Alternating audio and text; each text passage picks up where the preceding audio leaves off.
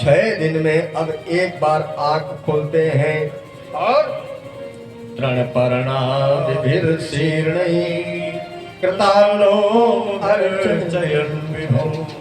दूसरे महीने में 6 दिन में कुछ तृण पर्णा आदि खा लेते हैं। अब ये सोचने की बात है, फल ही खा लेते, बताओ यदि फल खा रहे थे 3 दिन में तो फल ही खा लेते, फल क्यों नहीं खाए? अरे फल खाने में क्या होता है, फल लगे तो है नहीं बगल में, फल तो ढूंढने पड़ते हैं ना। अमरूद लगे हो या फल लगे हो, जम्बू लगे हो या कुछ भी लगा है तो ढूंढने पड़ेंगे, तो ढूंढने पड़ने पर समय ज्यादा खर्च होगा। तो क्या करें, पत्ते खा लिए, जो कुछ बगल में मिला वही खा के पानी पी के खड़े हो गए। अब फल की आवश्यकता नहीं रही। दूसरा महीना इस तरह से बीता, यानी कि केवल पहले महीने में ध्रुव जी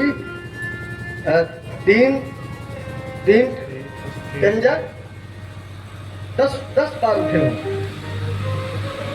लगभग एक महीने में 10 बार, और दूसरे महीने में केवल समथिंग 5 बार।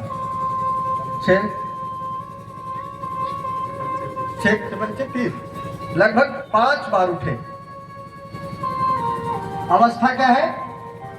5 वर्ष। और साधना क्या है? आपके सामने है। ये भगवान से मिलने की ललक है। लोग हम लोग कहते हैं, कथा कहते हैं कि बड़ी भगवान ध्रुव जी पर कृपा करी, तो ध्रुव जी की कृपा करी तो उनकी समर्पण भी तो देखना चाहिए। कृपा कैसे करी? तृतीयं च तथा मासं नवमे हनि। तीसरे महीने में अब ध्रुव जी 9 दिन में एक बार। देखो मैंने बोला ना कि जहां जहां प्रभु से प्रीति बढ़ेगी, माया से, इस शरीर से बंधना, नाना प्रकार की मुक्ति अपने आप होती जाएगी। देखो क्या घटना क्या घटी। तीसरे महीने में 9 दिन में एक बार उठते हैं। अब तृण पत्ते आदि भी ढूंढने की जरूरत नहीं है, केवल अपक्षम उत्तम श्लोक मुपाधाव समाधिना। अब उत्तम श्लोक ने, नारायण के प्रिय भक्तराज ने क्या किया? अब पत्ता भी नहीं खाने का कौन समय बर्बाद करे, शरीर को ही तो रक्षा करना है। दूसरा 3 महीने में अभ्यास भी हो गया है ना। पहले 3 दिन में भूखा रह के देख लिया, 6 दिन में भूखा और फिर मजबूत हो गए। अब 9 दिन में एक बार, देखो धीरे धीरे बढ़ती जा रही। अब 9 दिन में एक बार, और केवल जल पी लेते हैं। अवक्षम उत्तम श्लोक से 9 दिन में एक बार जल पीकर। और घटना जब घटती है चतुर्थे मासी वै प्राप्ते द्वादशे हनि। 12 दिन में एक बार, चौथा महीना जब प्रारंभ हुआ तो गुरु जी कितने दिन में उठते हैं? एक बार 12 दिन में उठकर केवल जल पीकर, हाथ धुलकर, और फिर अपने आसन पर खड़े हो। चौथे महीने में केवल श्वास लेकर, जल नहीं अपितु श्वास लेकर, श्वास एक बार लिए 12 दिन में, और फिर वो प्राणायाम की तरह रोक लिए। फिर 12 दिन तक वो श्वास ही शरीर का चलाता है। और फिर 12 दिन के बाद में फिर, यानी कि 1 महीने में केवल 3 बार उठे। अब 5वें महीने में पंचमे मास वै प्राप्ते जितश्वासो नृपात्मजः।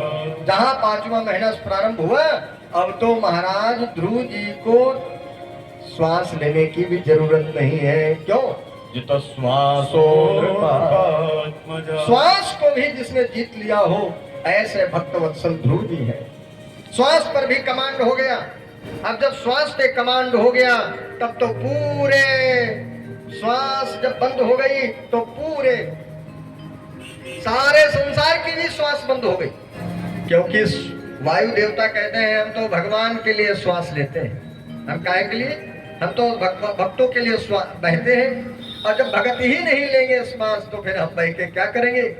वायु रुक गई सबकी, नैवं विदामो भगवन् प्राणरोधम् चराचरस्याखिल सत्त्वधाम्नः विदेहि तन्नो व्रजनादिमोक्षम्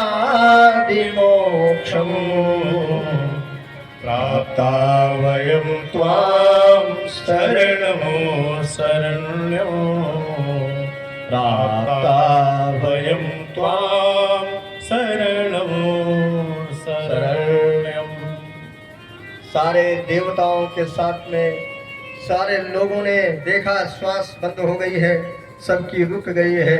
अब तो दौड़कर भगवान के पास में गए, भगवान से प्रार्थना करी, प्रभु अब हमारा उद्धार कीजिए, हम लोगों की श्वास रुक गई है और हमारा कैसे कल्याण होगा, हमारा उद्धार कैसे होगा। तब श्री भगवान ने कहा, चिंता मत करो वाल देवताओं, हमारे अब चिंता करने की जरूरत नहीं है तुम्हें। क्यों? क्योंकि श्वास किसी राक्षस अथवा के उत्पन्न होने का संकेत नहीं है, अपितु किसका संकेत है? हमारे बालक ने